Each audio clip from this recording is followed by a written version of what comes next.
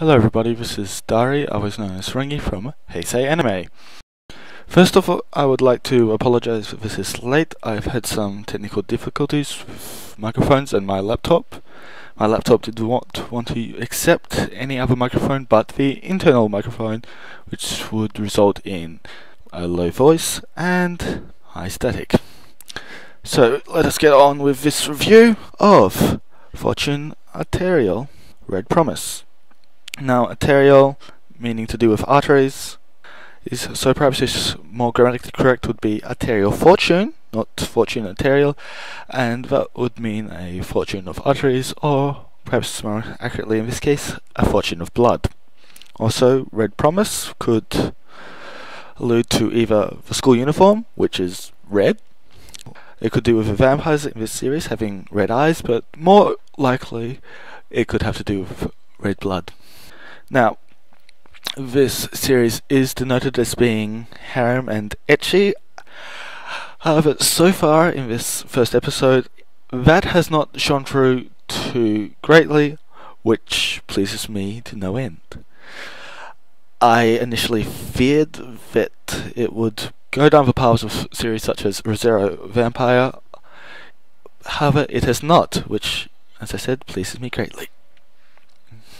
Now, onto the girls. First girl we meet is Sendo Erika, who obviously is the destined match, the canonical pairing of this series.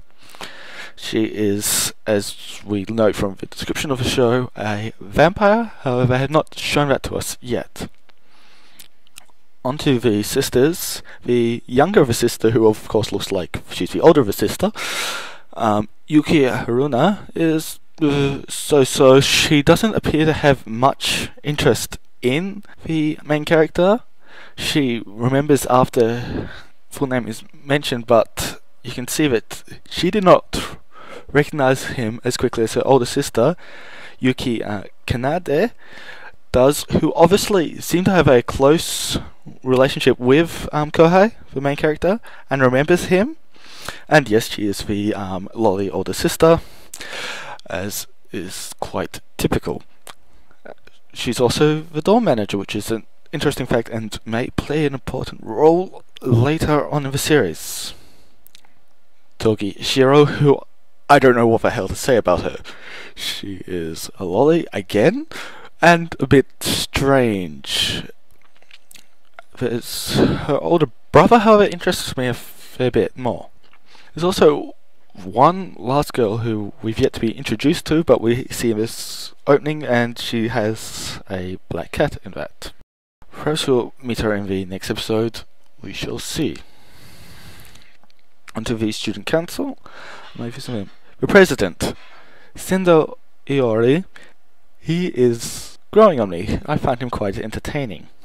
He is a bit of a prankster, and that prank to do with switching the signs for the baths did kind of annoy me, but he also has a fun side to him, and that final scene of where you saw him biting that girl and drinking her blood right in front of Kohei, it makes me feel as if he's doing it on purpose, which I like. Togi Seichiro, I believe his pronunciation, the treasurer of the student council, he is quite interesting. He initially appears cold and he's overprotective of his younger sister, but you can see that he is caring, and pretty much the reason why he was appearing cold to Kohei was mainly to protect him from the president, Sendo Iori. And so you can see, yeah, he's caring and tries to protect others from the president. The vice president, we've already gone over her, Erika, the obvious canonical pairing with Kohei.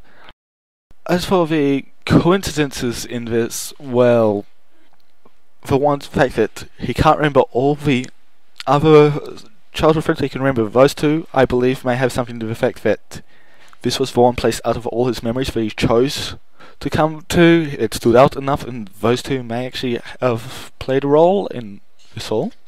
And yeah, we shall see where this series takes us in the future.